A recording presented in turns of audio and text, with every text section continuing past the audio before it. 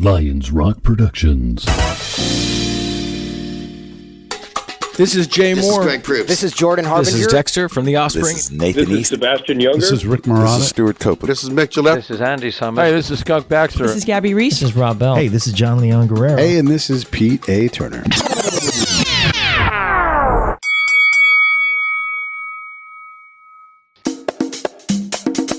And now, the Break It Down Show with John Leon Guerrero and Pete A. Turner.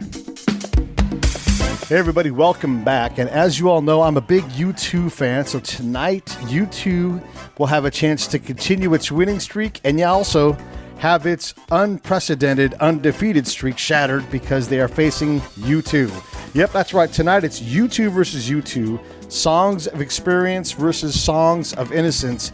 These are the most recent U2 albums, and when you're going to talk about U2, you have to get judges from @u2.com. So we have Brian Betteridge and, of course, Dr. Chris Endrinal, who has been on the show before discussing U2 and has done a previous time hosting, wearing the tuxedo T-shirt. And then, as always, we have the wonderful and extraordinary Dr. Tim Furnish, who's a fan of U2 as well. So lots of brain power, lots of U2 love for this U2 on U2 fight. Ringside, we have fellow Album Fight producer Mike Lipari sitting there, so we'll wave at him. He also is a multi-time tuxedo T-shirt wearing judge. So, Mike, how are you doing out there in the crowd? Big fan of U2. Looking forward to seeing if U2 can take down U2. Great. Mike loves album fights so much, he just likes to sit in on the fights like ringside. So I'm going to give him a shout out. He actually helps me produce these now, so it's neat to have him over here. So now let's go to Richard for his pre-fight analysis. Richard? Hey everybody, Richard here. Good to be back with another album fight, and this is an interesting one. U2 versus U2, Songs of Innocence versus Songs of Experience. Kind of a deep cut fight. These aren't the albums you'd normally think of, but we have experts that literally wrote the book on U2, so I'm sure they've got a lot to add to this. So I'm not going to provide a whole lot of kind of personal analysis. We're just going to look straight at the numbers. We did 13 categories for this fight. Of those, Innocence took 4 of them. Experience took 5. And there were 4 ties.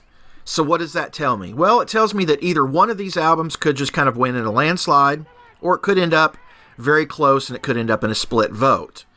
So it really depends on the people analyzing this and the people scoring this, kind of where it's going to go. If my gut had to tell me something, I would say that they're probably going to lean towards Experience, and Experience is going to win this. Personally, I think I prefer Innocence to the 2 albums. I like its kind of fun take on the 80s, but I think Experience is going to take this probably somewhere in the lines of 8 rounds to 5 would be my guess. Anyway, that's predictions for this week. This is going to be a fascinating listen, and we'll be back with you guys at the end for the post-fight breakdown. Thank you. Thank you so much, Richard. All right. Yeah, so it's interesting when he puts the numbers together. We'll see if it holds true on his prediction about U2 beating U2. Now let's go to Phil and have him do the ringside introduction. Phil.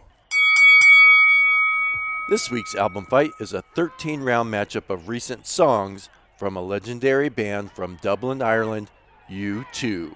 In the red corner, with an album that was distributed for free to 500 million people, we have U2's 13th studio album from 2014, Songs of Innocence.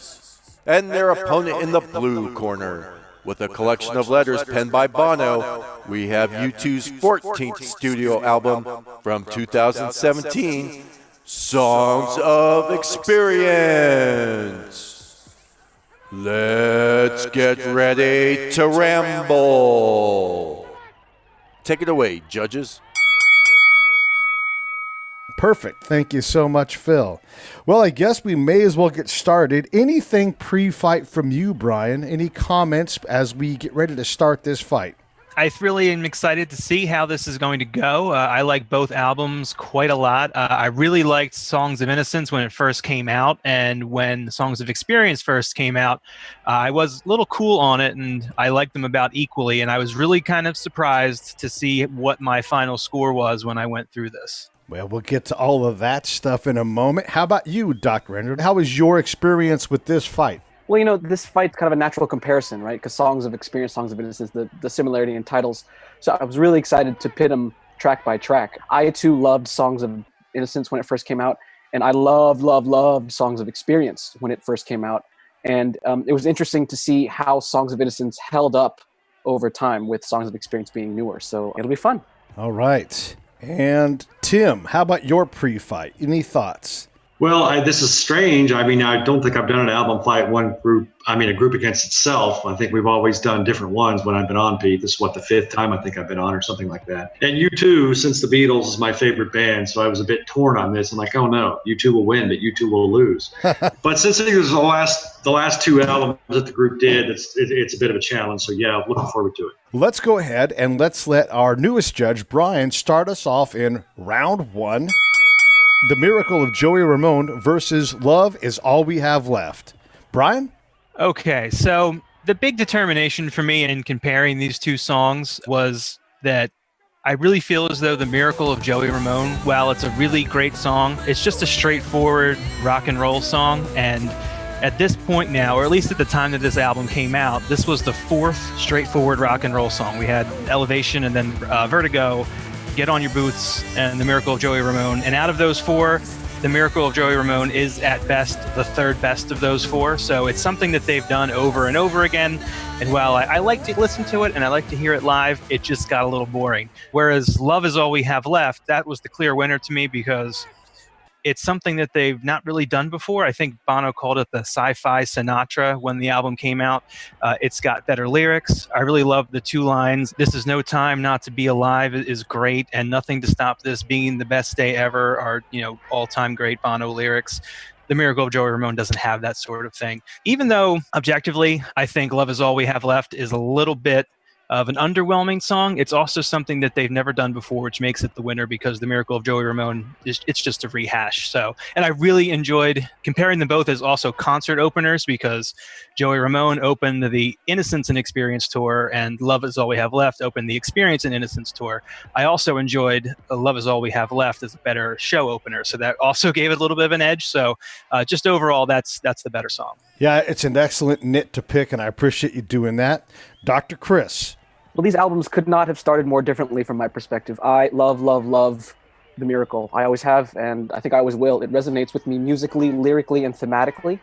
I think it's a great album opener, and it's a great show opener, with the big OOOs. I mean, it instantly connects with an audience, and it draws your attention in from the second you press play. And I personally could not have more disdain for autotune. I hate auto-tune, and I just don't like Love Is All We Have Left. I know that I'm in the minority. I do appreciate what Brian said about the lyrics. I think the lyrics in Love Is All We Have Left is awesome, but there have to be better ways to achieve a similar or better effect than with auto-tune. So perhaps I would have found it more effective as an album closer and pitted against a song that I really like in The Miracle. There was no contest for me. Songs of Innocence wins this opening round 10-9. Fair enough. And Tim, how did you have the first round? All right, Miracle of Joey Ramone versus Love Is All We Have Left. I mean, I like both these songs. I think they're both really good starts to their respective albums. I really like the fuzzy guitar on Miracle of Joey Ramone, and something that we'd probably say a lot here, and I'm sure I won't be the only one to say it, is one of the things I really like about U2 is how the Edge comes up with different guitar sounds for different songs, different albums, and sometimes within the same song, he comes up with different guitar sounds, which I just think is amazing. I really like the backing vocals on Joey Ramone, but I really like Love Is All We Have Left also. It's sort of Sinatra-esque, and it's almost apocalyptic in a quiet sort of way, but I did wind up giving this to Joey Ramone 10-9. Perfect. Let's go on to round two, Every Breaking Wave versus Lights of Home. Chris, why don't you start us off with this round? Sure thing. My round two comparison kind of sets the tone for a common theme throughout this fight. I really like both of these songs, so this was kind of a tough round to judge. Every Breaking Wave it's kind of a perfect piece of pop music, right? But that's kind of my issue with it. I think it's too perfect. There's an edge to the character of Lights of Home that's not present in Every Breaking Wave, and it's that quote-unquote less than perfect nature of Lights of Home, and that appeals to me. Every Breaking Wave seems a little too polished, a little too smooth, like it plays it too cool. And I think it costs Songs of Innocence here. Lights of Home musically is extraordinary. What they do with the sense of meter, I think, is amazing. So this one goes to Songs of Experience for me, 10-9. Well, if the PhD is going to talk about amazing and throw out some technical terms, you have to give us a 30-second primer on what the hell you're talking about. Last summer, I wrote a little piece for at U2 that used Lights of Home, and I talked about how U2 manipulates a listener's sense of meter, so a sense of where's the strong beat and where's the weak beat.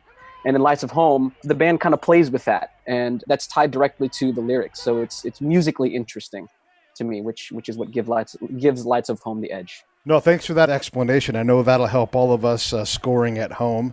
Let's go ahead and have Tim go next. Tim, how's your round two?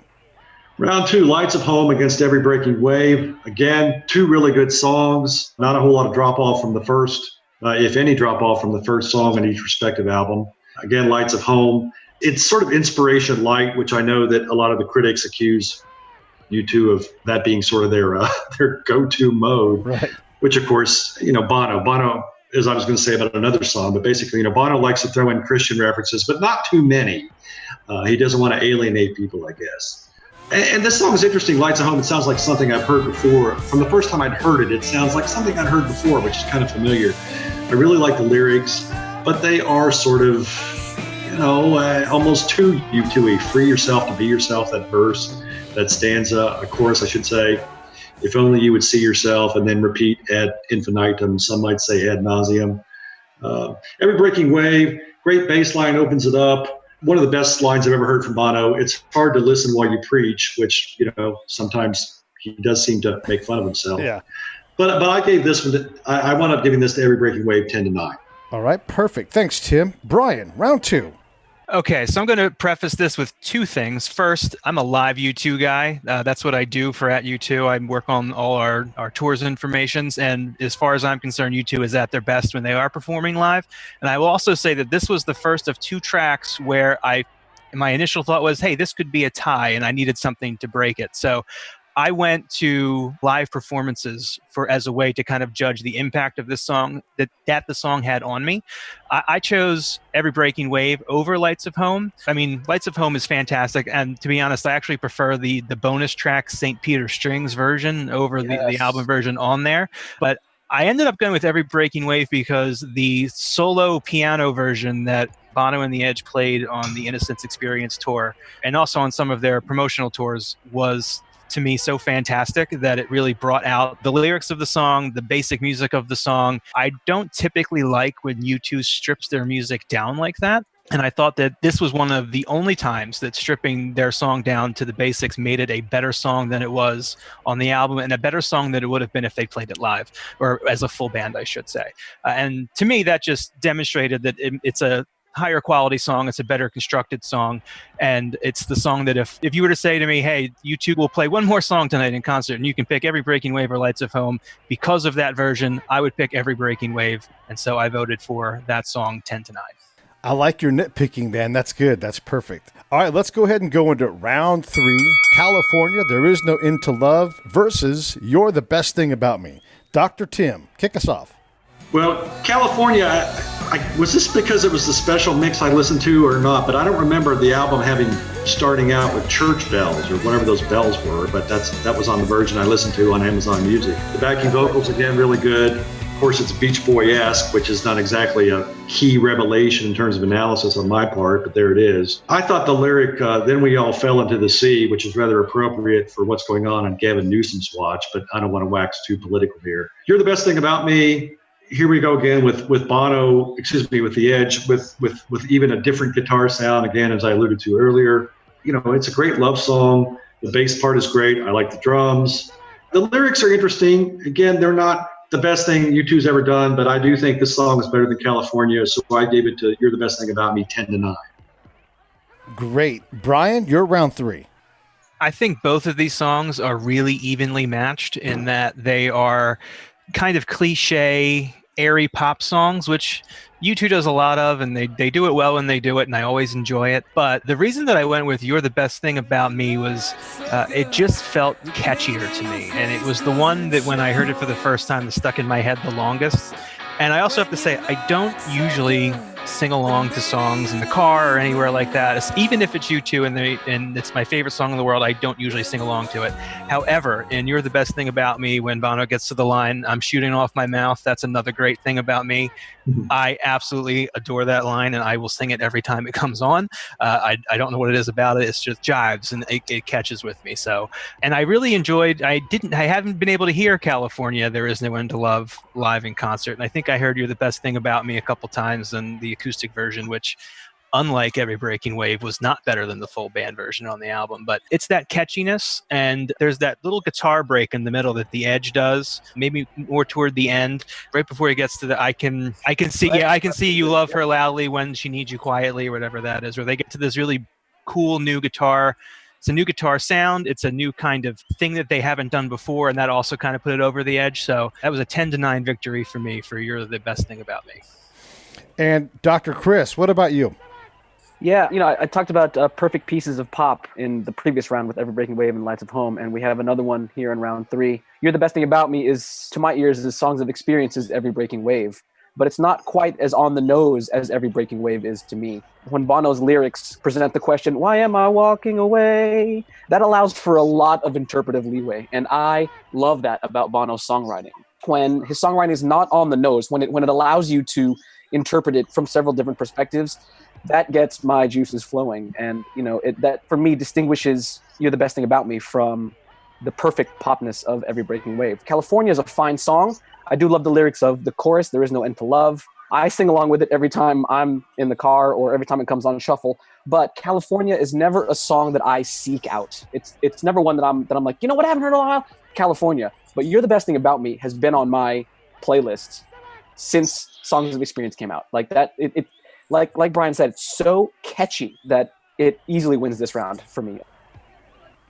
I just want to take a quick time out and ask Chris, you said it was a little on the nose, California, There Is No End to Love. And Dr. Tim also noted the on the noseness of the Beach Boys aspect, which it's inspired by. So yeah. Can you describe how they get a little less on the nose with that song? Because I think we all kind of felt the same thing. In general, the judges did not care for the song, with only one of the CompuBox judges going that direction. The subject of it is about the first time the band went to California, right? So it's very straightforward. It's about, the blood orange sunset, right? And it's about the feeling of California, because there is no other place in the world like California. And from, when 4 teenagers from Dublin, where it's gray and rainy half of the year, go to California for the first time, it's going to be a revelation. But lyrically, for me, it doesn't really stray from that. And that's totally fine for a song to do. But You're the Best Thing About Me is a pop song, but it's a love song. But what exactly is he singing about? Because you can interpret that, it's about Allie, or it's about some other friend, or it can be about different things. California is about California, period. Yeah. Okay. Fair enough. Let's keep moving. Round 4, Song for Someone versus Get Out of Your Own Way. And we're going to have Chris start us off. All right, Get Out of Your Own Way connected with me instantly. I even went back in my Facebook feed and looked at it from 2007, because I remember I posted about it when U2 was releasing different tracks from Songs of Experience leading up to its December release date. And I talked about the song's Beautiful Day-esque quality and how the song's message kind of sucker punched me.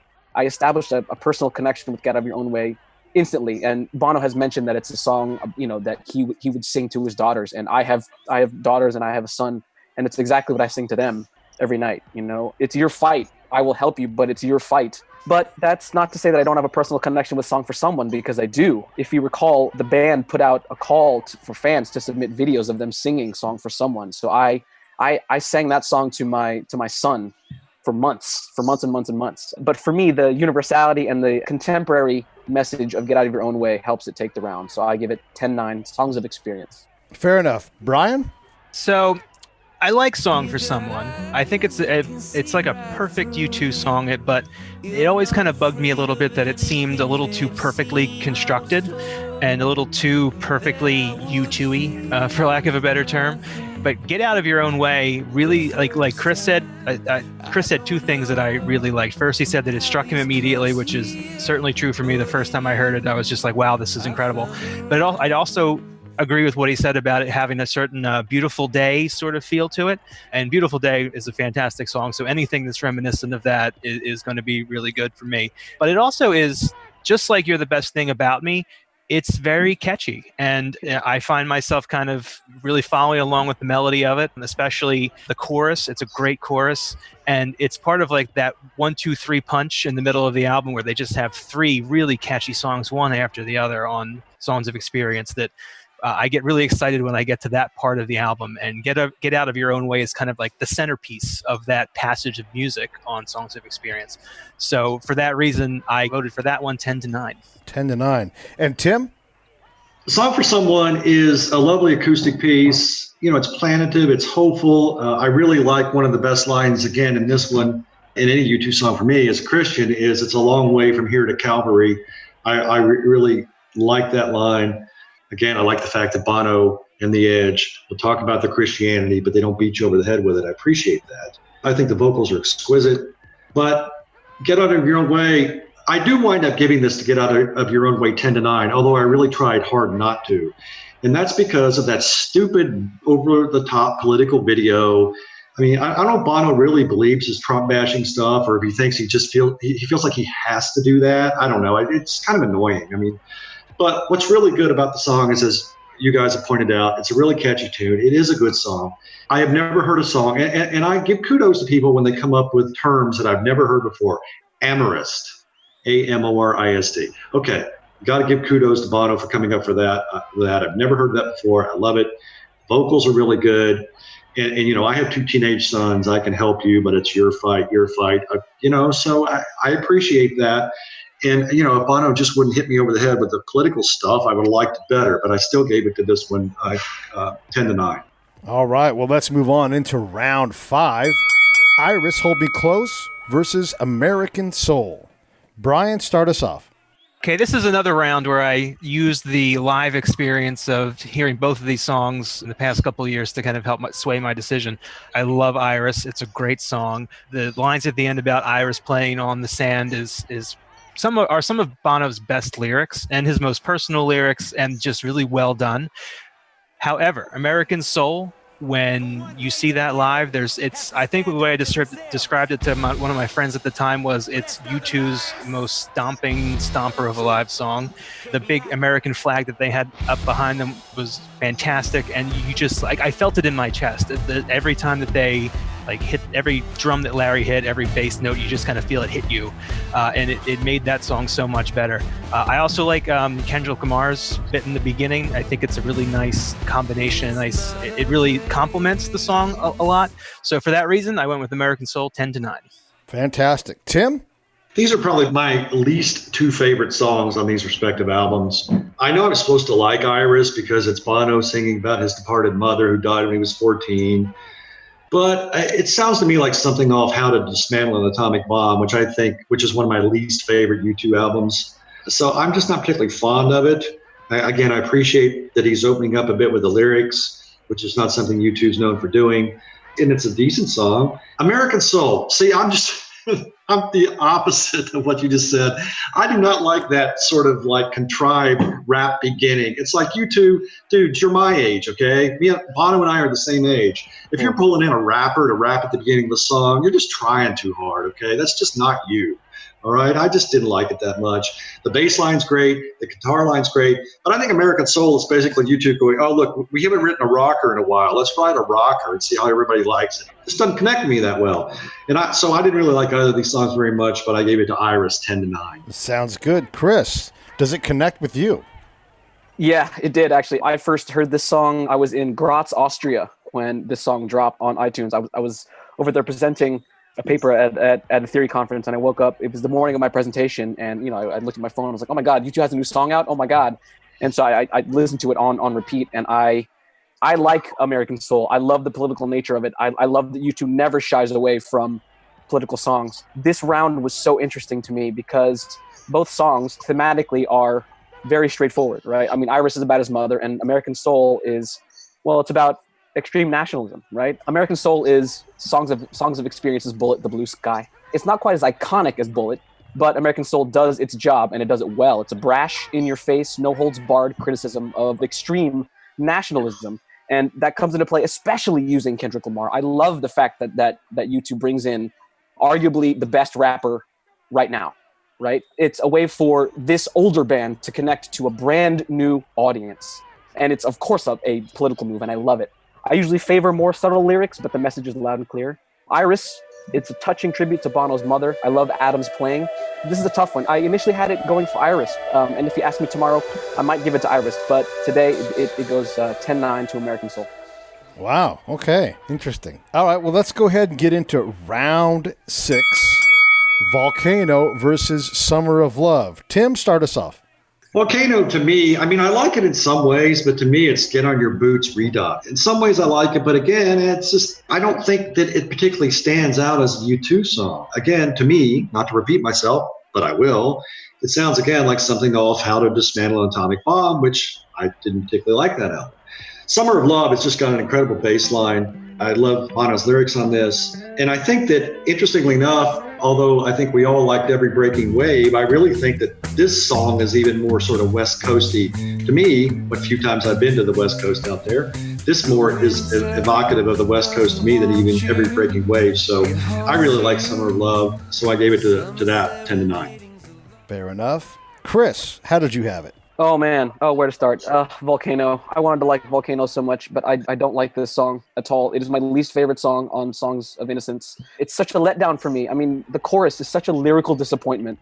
You're living on a piece of ground above a volcano. I mean, Bono, you're so much better as a lyricist. You know, and the line "You and I are rock and roll" is such a non sequitur. It comes out of nowhere, and I get it, I guess, but it was used so much better on that line. "You and I are rock and roll" was used so much better in American Soul. Summer of Love, it's much more musically interesting to me than Volcano, and the fact that Summer of Love, it's a political song again, but it's misleading because it's got a gentle sound, right? It's a down-tempo song, so coming from American Soul, that huge contrast in musicality might lead the listener to think, oh, this is not talking about the same thing, but it's talking about the exact same thing from a completely different perspective. And that's why I love it. It's brilliant. This one goes easily to Songs of Experience. In fact, Songs of Innocence gets knocked down here.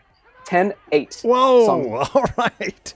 U2 puts U2 on their knee. Let me ask you a real quick question about that. Summer of Love to me sounds a little What's Going On-ish with that kind of, I'll call it a over-processed cross-stick. That sound like Marvin Gaye has in What's Going On, where there's that kind of, you know what I'm talking about?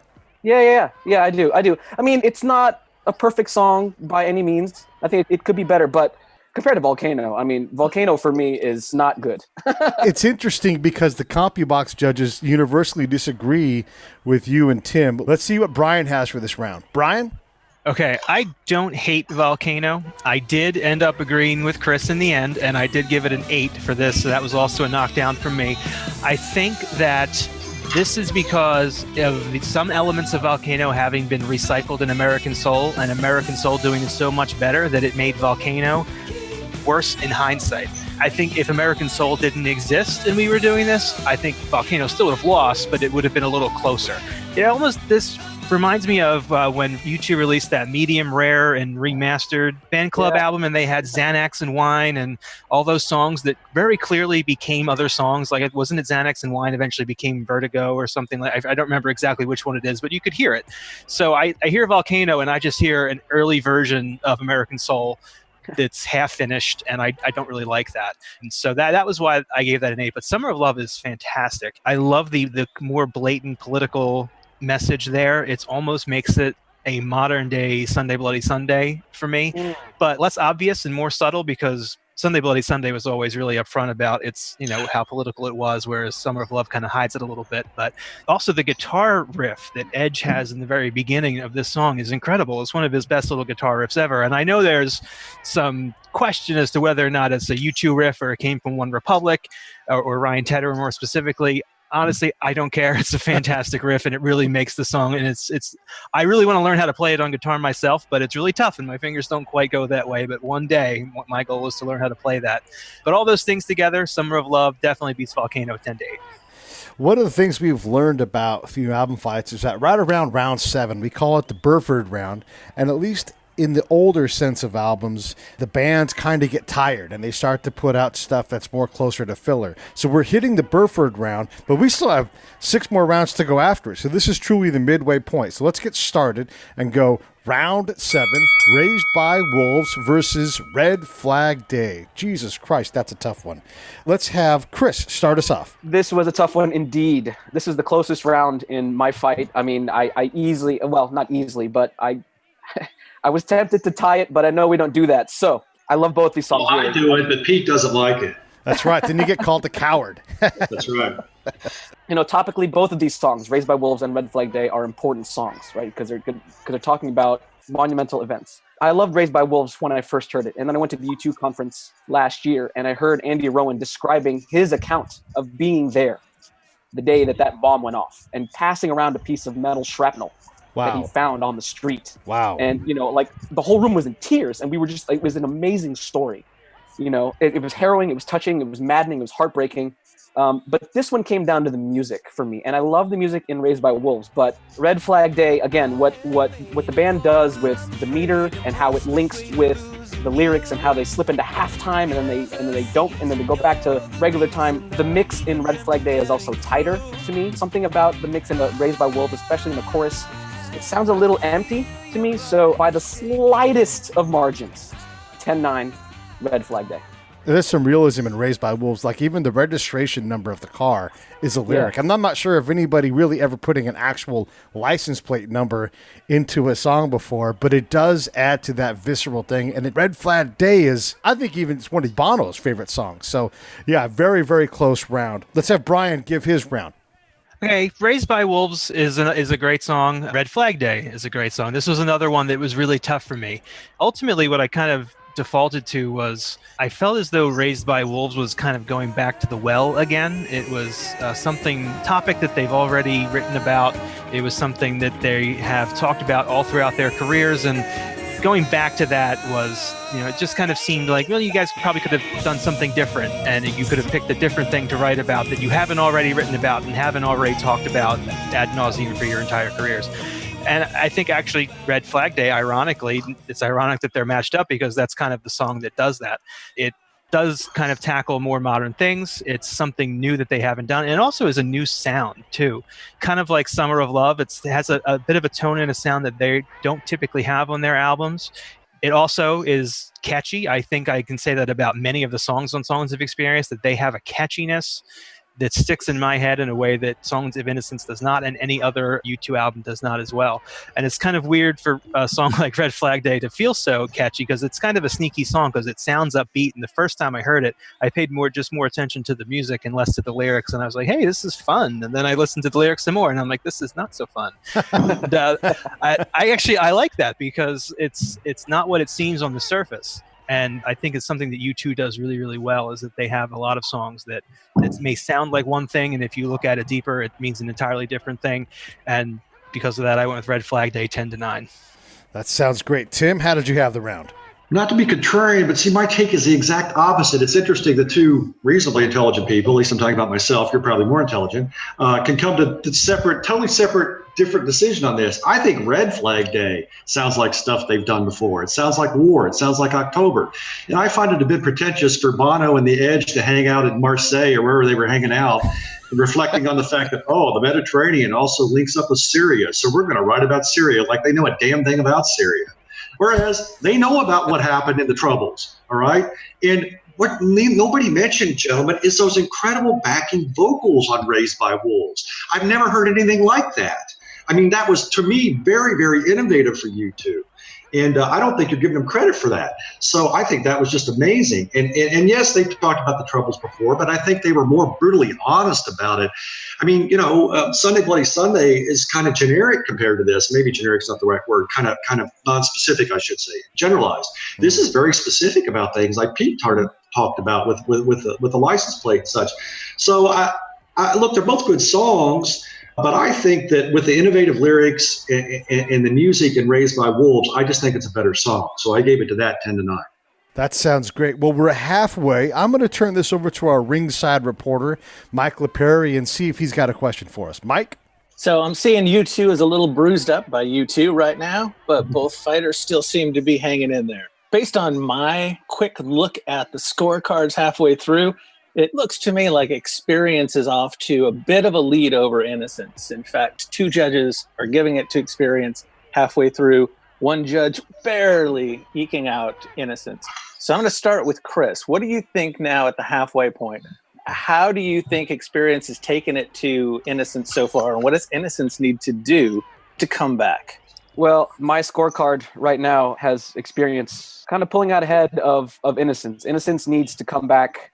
You know, they need to gather some moxie here and come back soon, or else this could get out of hand in a hurry. Brian, same question. What does Innocence need to do now to come back from a deficit here? I feel like Innocence has a little bit of a lull in the middle there, and it's going to need to come back out swinging and really putting as much energy into it as it can, because I think what's really pushing Songs of Experience ahead of Songs of Innocence is that it has an energy to it that Innocence doesn't have, and Innocence is going to fall even further behind if it can't pick up the pace a little bit. Cool. Tim, you are the contrarian here, giving Innocence a very slim 1-point lead after 7 rounds. How is your assessment a little different from the other judges? And what do you think Innocence needs to do to bridge the gap and win the fight? I think Innocence needs to probably have another Guinness and see if the other album is smoking cigarettes and it can pass it.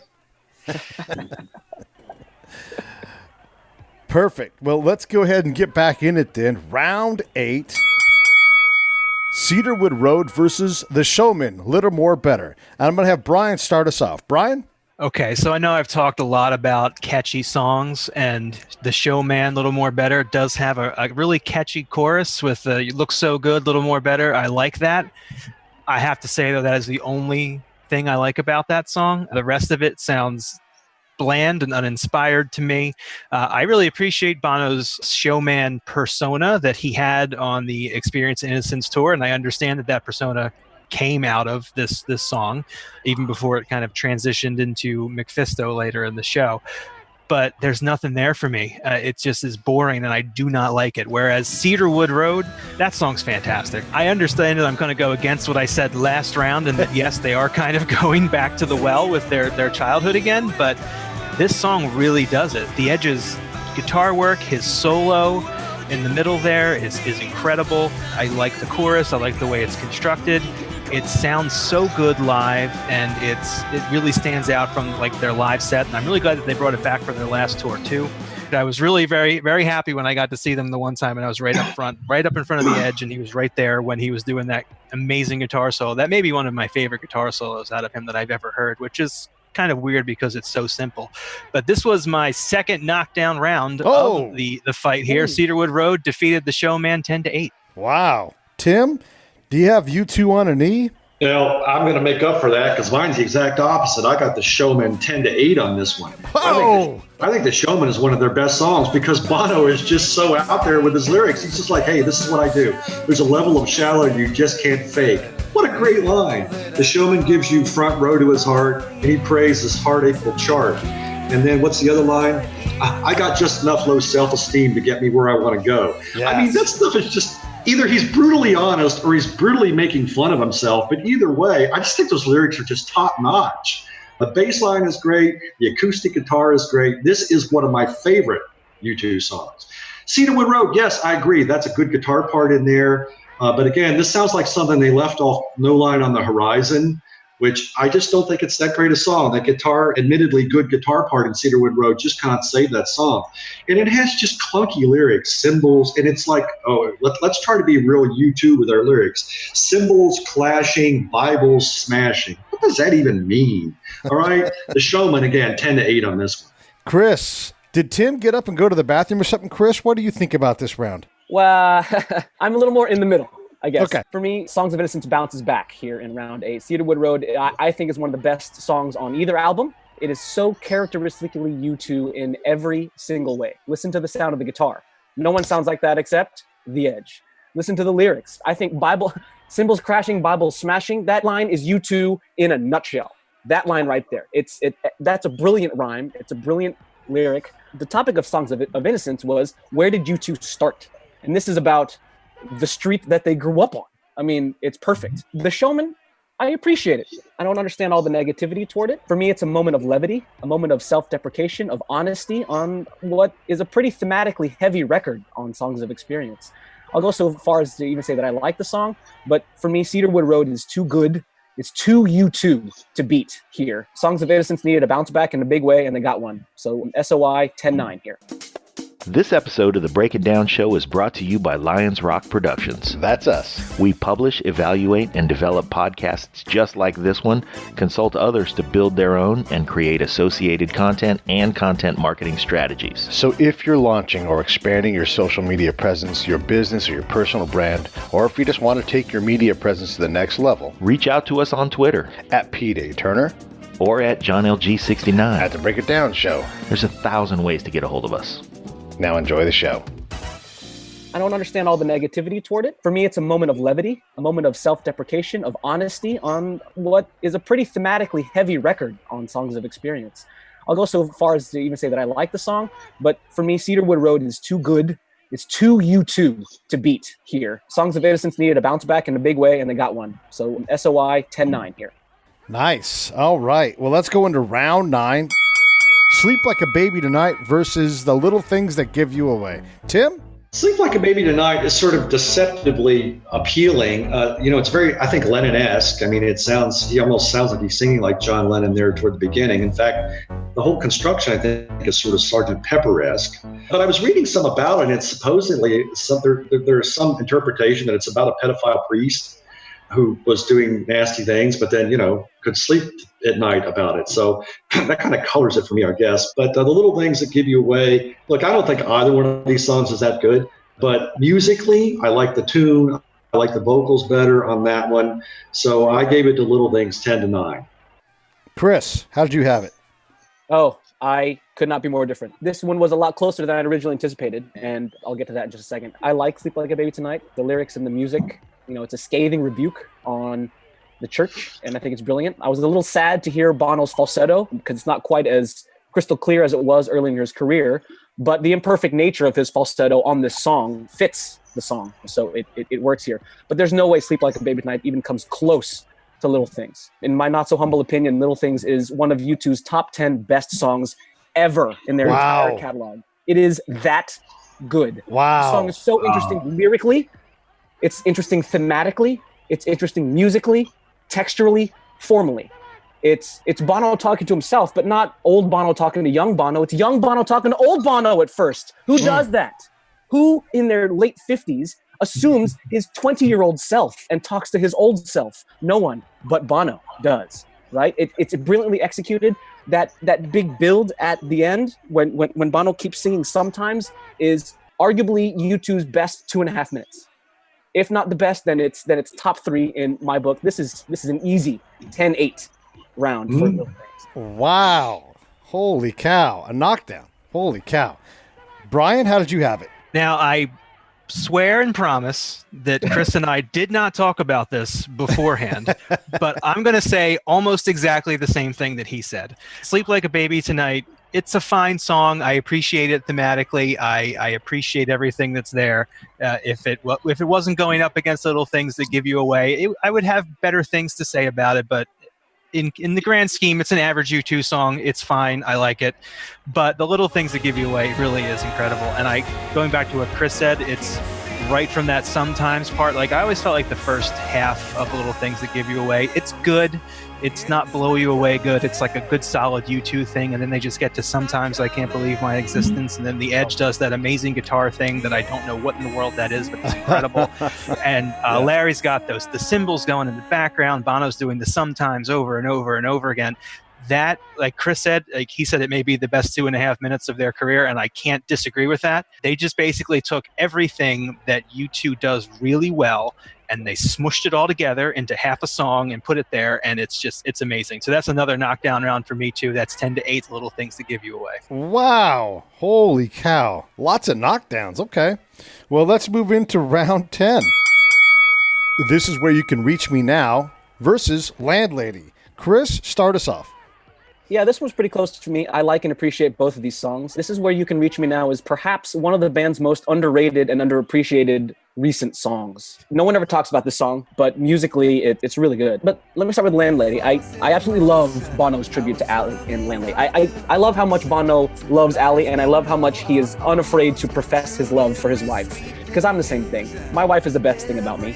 And, if I could write a song about her, then I totally would. I think of my own wife whenever I hear Landlady, but This Is Where You Can Reach Me Now is musically brilliant. I mean, there's a clash between Bono's melody and what the chords do. Yes. For most of the song, but then that clash is resolved in the bridge. And if you listen to what the theme of the song is, it's basically a song about identity and doing your duty versus doing what you feel is right. And that resolution that happens in the bridge is so subtle, but it is perfect. It's a perfectly simple reflection of the defiance portrayed in the lyrics. That's what wins this round for Songs of Innocence, 10-9. Brian, how did you have it? This was pretty close to a tie for me at first, just because I like them both. They're both fine. I don't feel very strongly one way or the other. I think I just kind of went, the tiebreaker for me was just my enjoyment of the song when I listened to it. Landlady to me it's a calm and soothing song. I like the sentiment that's in it.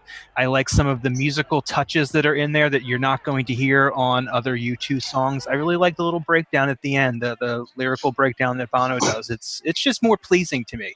I like This Is Where You Can Reach Me Now, but it doesn't stick out in quite that way. It's a good song, but I'm not going to remember it. When I listen to it, I'm like, oh, hey, this is a great song. And then the next couple songs come on and I forget about it and it's gone. But I could also say that about Landlady too, to a certain degree. Neither one of those songs stand out to me. Neither one of them are going to be U2 songs that I reach for again and again in the future. And when I'm listening to these albums again next week or the week after or whenever, I'm not going to be paying all that much attention to them because they're not there for me. But I did give Landlady that 10-9 edge just because of that kind of relaxing, calming emotion that I get out of it when I listen to it. Tim? Yeah, neither one of these songs is, Where the Streets Have No Name or God Part 2 or any of about 50 better U2 songs. They're okay. Landlady, yes, again. I appreciate the fact that he's a rock star who stays married to the same person and expresses his appreciation for her. That is rather refreshing in the rock field, is it not? And I like lyrics like When I'm Losing Ground, She Gives It Back to Me. And so it's a nice song. But I do like This Is Where You Can Reach Me Now a bit more. I love the guitar part in that song. What I didn't like was that sort of Forbidden Planet synthesizer that was snaking its way through there. I could have done without that. I kept waiting for a robot to show up. What's that robot's name in Forbidden Planet? I always forget. Anyway, you know the one I'm talking about. Yes. He was in a lot of other movies too. But I mean, there was that weird synthesizer thing, and I'm like, yeah, okay. And yes, I know it's dedicated to the Clash, and it's trying to be political. And again, look, I appreciate the fact that bands can be political, but sometimes you try too hard, and sometimes you kind of force it in where you don't need it. That said, the guitar part makes this a better song than Landlady, so I gave it to This Is Where You Can Reach Me Now, 10-9. Yeah, perfect. Hey, Chris, you had talked about the Clash in the song structure. Dr. Tim just mentioned the fact that it was inspired by the Clash. Is that purposeful on Bono's part? Artist intent is something that I talk about in my classes all the time because, I'm teaching my students how to listen and how to analyze and how to interpret music. So if Bono meant it, awesome. If he didn't, it doesn't really matter because we have made the connection. So the connection is there. If he meant it or not, it doesn't matter. Does not matter.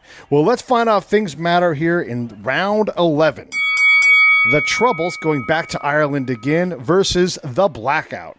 And let's have Brian start us off. Brian? I like The Troubles. It has a good groove to it. I like Adam's bass work on it. I don't like the lyrics quite so much. They just kind of seem like something that Bono's done a bunch of times before. But it's a really good song. But going up against The Blackout, I love The Blackout. I'm a big fan of Ani DeFranco, and she has a live album. In one of her live albums, I don't remember which one, she talks about how all songs have a moment where they're like a roller coaster, and you get up to the top of your first hill, and it just kind of goes over, and it's like a hey, there we go moment, and where the song goes down the hill and it's off to the races. The Blackout has a fantastic moment like that at the end where all the tension is building up, and I think about it in terms of that really great video that they recorded in Amsterdam when they released the song as a single. The part where Bono starts crowd surfing, and it builds up to this big crescendo, and the Edge and Adam are doing this this really great kind of hard rock groove there, and then there's that weird pulsing synthesizer type sound in the background. I don't even know what makes that sound, but the way that all built up to it, that was the roller coaster moment in that song, and it executed so perfectly. I love it. The Blackout is one of my favorite songs on the album, purely from an enjoyment standpoint. I loved hearing it live. I love hearing it on the album. I still love to watch that video for the same reason. So this was an easy one, 10-9. It wasn't a knockdown, though, because The Troubles really is a good song. I just think The Blackout had so much more going for it. All right. Tim? Troubles has this trouble, which is not its fault, which is that you remember when it came out, they used it as a teaser for that season of The Walking Dead. Oh, boy. Back when I was still watching The Walking Dead. And so I'm kind of, my opinion of it is sort of colored by that, which again is unfair to the song, but there it is. It's a wistful song. In fact, it's depressing to me. And who's the gal that sings vocals? I cannot pronounce her name. Likey Lee? I don't know. See, I'm so out of touch, I don't even know who she is. I had to look her up. I mean, but the vocals are really interesting. But again, the lyrics, as has been said, not something that hasn't been done by U2 before, and it's sort of depressing. The Blackout is pretty raucous, and it rocks pretty well. Again, look, guys, you seem to love everything that U2 does political, but sometimes, again, it's just forced. I mean, look, does Bono really believe democracy is flat on its back, Jack? Oh, give me an effing break. Nothing's flat on its back. I'm pretty sure Trump won the election. It's called the Electoral College. I just get tired of this sometimes, I don't really think he even believes that. I think he thinks he has to say that because that makes him cool as a 58-year-old guy. 59, I forget. How old am I? I forget. Anyway, that said, Blackout is a better song. At least it makes you kind of your blood get going. The Troubles makes you just want to watch out for a zombie and wonder where Rick is. So I gave it to the Blackout 10-9. The commercialization doesn't come off good for you. Chris, how about you? Round 11. Yeah, the Blackout was the first song I heard from SOE. They released that video on Facebook. I remember it was September of 2017 because it was right around the time Hurricane Irma hit us here in Florida. And I remember loving the song immediately. I heard Adam's bass line and had so much punch to it, so much funk in it. And then I initially said, wow, this is awesome work by Adam. But then you listen to Edge's guitars, and it's not just one or two sounds. There are several different guitar timbres in there. And it's classic Edge layering texture upon texture. And again, I love that Bono doesn't shy away from being political, and some may call it surface politicism, but if you know anything about U2, they've been doing this their entire career. And so, of course Bono's going to take shots at 45. The soul, the funkiness of the Blackout gave me a lot of hope for Songs of Experience. With the Troubles, I know we're using a couple of tracks from the deluxe version, but the Troubles I think is a great album closer. It kind of comes from the same vein of down-tempo closers like 40, Love's Blindness, and Cedars of Lebanon. It's a really nice, smooth, down-tempo ending, but to my ears, it just can't beat the Blackout. It's 10-9 for Songs of Experience for me.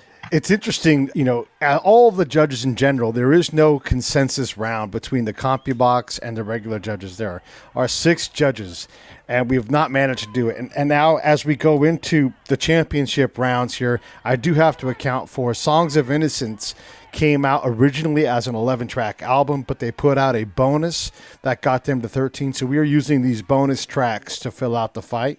So though, like Chris said, the Trouble sort of closes out Songs of Innocence, we are using Lucifer's Hands and Crystal Ballroom as the final 2 rounds against the natural Songs of Experience closers, Love is Bigger Than Anything in Its Way, and 13, There Is a Light. So let's go ahead and get into round 12. Lucifer's Hands versus Love is Bigger Than Anything in Its Way. And if there was ever going to be a unanimous one, I think it's going to be this round. Let's see what you think, Tim. I think I ruined it for you guys. No. Yeah, Lucifer's Hands, 10-9. Lucifer's Hands is one of my favorite U2 songs. And by the way, can I say something about earlier? I don't want to argue with other judges, but of course, you said, of course, that U2 is going to take a shot, or Bono's going to take a shot at 45. Well, did Bono ever take a shot at 44? It's like, come on. Some of them it's okay to take shots at and not others. That's what I'm talking about. It's just contrived. It's like when my wife and I went to see U2 in Cleveland. We drove all the way to Cleveland, Ohio, because she's from up there. We live near Atlanta for 2017 for the 30 years tour. and of Joshua Tree, and they played the Ultraviolet Light My Way, I believe it was. And clips were all clips of like liberal women. I mean, like you couldn't find a Nikki Haley or a Condi Rice to put in that video, Bono. It's all Hillary and Michelle Obama and stuff. I'm like, come on, give me a break. I get tired of that crap. Anyway, to get back to the point at hand, Lucifer's Hands, I love. It's a great song. I love the lyrics. I love the claps. I love the energy of the song. I believe it started out as just like a guitar test thing for the Edge on stage, and they turned it into a song. But it's got a lot of energy. I love the song. Love is bigger than anything in its way. It's anthemic. It is like prototypical U2. I love the song and the verse and the repeating of the verse. And the vocals are awesome. But I still like Lucifer's Hands better. So I gave this barely to Lucifer's Hands 10-9. Chris? I like both songs too. I like Lucifer's Hands, but Lucifer's Hands to me sounds unfinished, which is probably why it was on the deluxe version and not on the album proper. It's a shame because I hear tons of potential in Lucifer's Hands. The chorus and the bridge, though, are missing something. It feels like there are a couple missing musical elements or sonic elements that could have given it a little bit more punch. And compared to the anthemic nature of Love is Bigger Than Anything Its Way, Lucifer's Hands doesn't stand a chance here. It's not perfectly executed, but Love is Bigger Than Anything Its Way is as big as U2 gets thematically, musically, and sonically. Love is U2's number one message, and they're saying it can't be bigger than this. Like literally, they're saying that, and then they play music to accompany it, and you can hear it filling 120,000 seat stadium easily. So this one goes 10-9, Songs of Experience. Yeah, when Bono explores love, he explores it spherically, not linearly, and he draws in all these different perspectives throughout his career with love. You're right, and truly, love is bigger than anything in its way if we allow it to be, and I love that message. Brian, how did you have it here to wrap up the penultimate round? All right, there's definitely a reason why Lucifer's Hands ended up as a bonus track. I think Tim mentioned that it started out life as a song that the Edge used on stage. I actually kind of like it as that instrumental version that happened on the 360 tour a little bit better. I also agree with what Chris said. It sounds unfinished. It's a tack on. It sounds like they just had some fun with it, which is great. They should have some fun with it, but it just doesn't land anywhere. It doesn't go in any direction. Whereas Love is Bigger Than Anything in Its Way. I agree with everything that's been said. It's a huge song. It's anthemic. The message is so important, especially when you kind of couple it with the video that they put out for it. It's really relevant to today's world and something that we all need to really kind of consider. Also, I want to compare it a little bit to 40 too. And 40 of course is a U2 classic, but when one of the highlights of the last tour was them finishing the set with this song and hearing everybody leaving and have like the crowd still chanting, oh, oh, oh, over and over again. And you can kind of even hear it echoing as you're leaving the stadium was so incredible. So this was another knockdown round for me. Love is Bigger Than Anything in Its Way defeated Lucifer's Hands 10-8. I think, though, it's not so much because Love is Bigger Than Anything in Its Way is that much better than Lucifer's Hands. I think Lucifer's Hands is that much worse than Love is Bigger Than Anything in Its Way. Yeah, I just don't like that song. The 10-point must draws the winner up to 10 as opposed to a clear victory. Well, fair enough. Yeah. Let's have the fighters come out and touch gloves before the last round here. All right, round 13, the Crystal Ballroom versus 13. There is a light. And we're going to have Chris lead us off here at the end. I love the Crystal Ballroom. The band tried to play it a couple times on the Innocence and Experience tour back in 2015, and it never really, you could tell the band weren't really confident with it, and that translated into a very lukewarm response from the audience. It sounded like they weren't confident in the live arrangement, and that's too bad because, the studio version, it packs so much punch. There's that funky bass line again.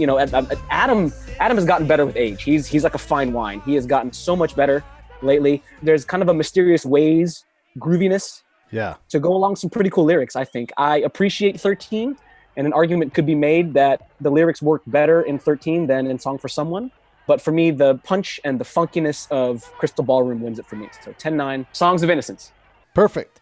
Tim, let's go ahead and have your last round analysis. My round 13, Crystal Ballroom. I tried to like this song. I've listened to it a lot, but to me, it was echoes of discotheque. Didn't really get a whole lot out of it. 13 There Is a Light is not exactly a stellar performance, no pun intended. It has a lot of callbacks to Innocence, but still, I think it's a powerful song in many ways, at least lyrically, although I'm not exactly, again, overly fond of the musical side of that song. So, again, neither one of these is really a great ending to their respective albums, but I slightly like 13 There's a Light better, so I gave it to that one 10-9. Brian, go ahead. You're the first-time judge here. We let you start it. We're going to let you finish it. Go ahead and close us out, Brian. Okay, I really like the Crystal Ballroom. It's a bonus track, but it doesn't sound like a bonus track. It sounds like it really could belong on the rest of the album, and I'm actually kind of surprised that it wasn't there because it's that strong. 13 is a good song. I'm going to agree with what Chris said, that it's kind of like Volcano in that it suffers, because I actually kind of think Song for Someone does 13 better than 13 does. It's the lesser version of two songs, and if Song for Someone didn't exist, it may come off a little better. But the Crystal Ballroom it's just so much fun. It's great to listen to. You kind of I can actually picture there like a crystal ball in the middle of the room when you're listening to it. It kind of brings that energy with it. So even though this wasn't a huge victory, it still was a very clear winner, and the Crystal Ballroom is the victor 10-9. Fair enough. Sounds good. And that is our fight. So let's go ahead, and I want to see if Mike has a question. Let's go ahead and toss it over to Mike ringside to see if he's got a question for us. Mike? So, judges, what do you think the result is going to be before we tally up? Well, I think the combined scores are going to be closer than I would have originally given them. I mean, my scorecard leans pretty heavily one way, but I think the aggregate of our scores will bring the albums a little closer, although it seems to me that Songs of Experience kind of had a run there after the first track and had won several rounds in a row, I think. So I think Songs of Experience might pull this out in the end. Okay, Brian. I think Songs of Experience is going to be the clear winner here. It got close a couple times, and I think there may be other judges for whom it's a little closer, but I think across the board we're going to see that the Songs of Experience is the better album, and that U2 did, in fact, get better with Experience. Nice. Tim, you had this fight closer than anyone else, any of the other three judges. Really? What are your thoughts when all would, is said and done? What did you learn about these two albums, Tim? Not a lot that I didn't already know. I do like Songs of Experience better, and I think I had it winning by 2 points. I remember when it came out, I listened to it a lot when it first came out, and even my sons did too. And I said, "Oh, this is just so much more, in many ways, an upbeat album than Songs of Innocence was." And but I guess I should say it was surprising to me that it was that close, because I thought that I would have Songs of Experience winning by a lot more than I did. Well, looking in the corners, it looks like Experience is about to raise his gloves, and Innocence is looking a little dejected. Pete, back to you for the final scores. Yeah, that's exactly right, Michael. We've got a unanimous decision. The judges have all the cards tallied, and this fight does, in fact, go to Songs of Experience.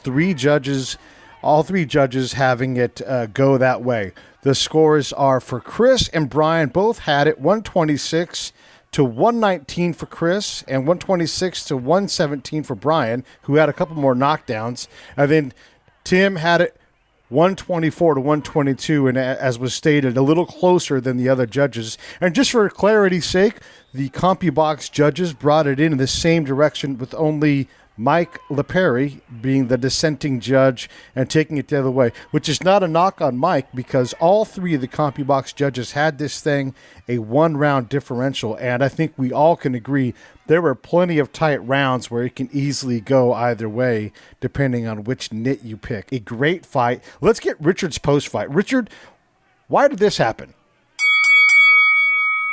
Okay, so a decisive victory, and you heard the reasons why for Songs of Experience. Looking at the pre-fight numbers, it kind of makes sense, and this is a possibility. The 4 tied rounds just essentially went to Songs of Experience, so making it a 9-round-to-4 win, which if you average up the 3 judges, that's exactly what you get, 9 rounds to 4. A little bit more of a blowout than I had predicted. I thought it was going to be around 8-5 for the winner. That equals 119 to 125 as far as you go if you average the actual scores. If you add in the unofficial cards, which are like Pete in this case, because he's not an actual judge, but he still does score, and then any listeners or any friends of the podcast or anybody who wants to score, and we highly recommend anybody out there that's listening, if you'd like to score, but you don't want to necessarily be on mic or discuss it, really, it's a good way of getting into scoring and then maybe eventually someday being a judge on the show. Give it a shot. It's a lot of fun. You learn a lot about the music, but unofficial cards made it a little bit closer of a fight, but not by a whole lot. It doesn't really change the ratios any. They had it 728 for Innocence to 747 for Experience, which was a 121 to 125 fight. Just a few extra points for Innocence. Anyway, this is a very interesting fight. Great listening to a bunch of experts talk about this kind of stuff and maybe see and hear things that you've never heard before. Very interesting stuff. Congratulations, U2, for beating U2. And back to you guys. Thank you, Richard. As always, very insightful and appreciative. Fellas, I really appreciate it. Any last final thoughts here before we close this thing out? Dr. Tim. Well, I just want to say I think it's amazing, and you guys have alluded to this some, that a band that's been around for this long could still do as good an album as Songs of Experience, because a lot of bands by this point are phoning it in. And U2, if they don't do anything else, yeah, they're real U2-y. Of course, what else would they be? But you can tell they work damn hard on their albums. That's for sure. Dr. Chris, I want to ask you a special question because you're the expert, worldwide expert on U2 in terms of academic credentials. Neither of these albums really smashed and came through. How do they carry an album like Joshua Tree or War or Unforgettable Fire or even Octoon Baby? Do they really stand up, or is this a band that really has, this is, like Tim said, is a well-crafted album. Both of them are brilliant in so many ways. Is this just a band that no longer has that extra gear to get songs to elevate into the atmosphere? Well, only time will tell. I was surprised about Songs of Innocence. I really liked Songs of Innocence when it first came out, but I was surprised at how it didn't hold up as well as the years have gone by. Songs of Innocence is going to be 5 years old coming up in September. Songs of Experience will be 2 years old, and I think even, with that age disparity, I think Songs of Experience is holding up better over time. I think U2 learned some lessons from Songs of Innocence, and you could tell that on Songs of Experience. Experience is not a perfect record, of course, and there hardly are any perfect records, but Songs of Experience, in my estimation, is really highly ranked in my own personal catalog. I would probably put it at number 3 or 4. Wow. Okay. High praise. Yeah. High praise. It's really, really good, and it shows no signs, the quality shows no signs of dropping off with age. There's a lot of callbacks to their earlier work. Is this their final original album? No, I don't think so. Okay. I don't think so. Brian, what are your thoughts post-fight? Well, I knew going into this that I liked Songs of Experience better than Songs of Innocence, but then when I looked at my scorecard, I was surprised by how much more I liked Songs of Experience than Songs of Innocence. I thought it would be a little closer, but this also reminds me, I think in the past year or so, after Songs of Experience came out, I've kind of been thinking of, considering Songs of Innocence and Songs of Experience to be two halves of a double concept album, perhaps.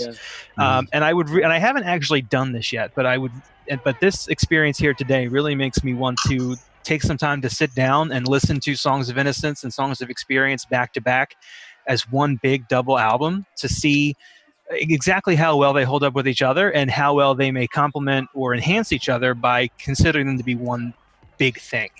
I think it's a really natural thing to do because Song for Someone and 13 have really good callbacks to each other, and Volcano and American Soul have callbacks to each other. There are similar themes throughout the two. I think that looking at them that way may actually have a greater positive impact on both albums, or for all I know, it could go the other way too, and it could be not a great experience for me. But I think that's going to be my next thing that I'm going to do with these two, inspired by this fight here today, is see how well they mesh as one big album. Well, yeah, no, I think you're right. It is a 2-part album, and maybe even when I went through this experience as I judged it, I thought, I wonder if you could just kind of lay down a chronological map. And not every song would fit in there, but there are definitely songs, a lot of songs about about Iris, in general, and just kind of thematically place these things into a timeline of Bono and the band's life. And I do mean it in that order. And what you would get sonically in terms of, because they clearly haven't built it that way, but I bet you could have some pretty interesting musical experiences if someone was to take the time to actually do that. So we do these album fights because we love this music. Obviously, everyone in this fight loves U2. Mike loves them so much, he even showed up just to listen.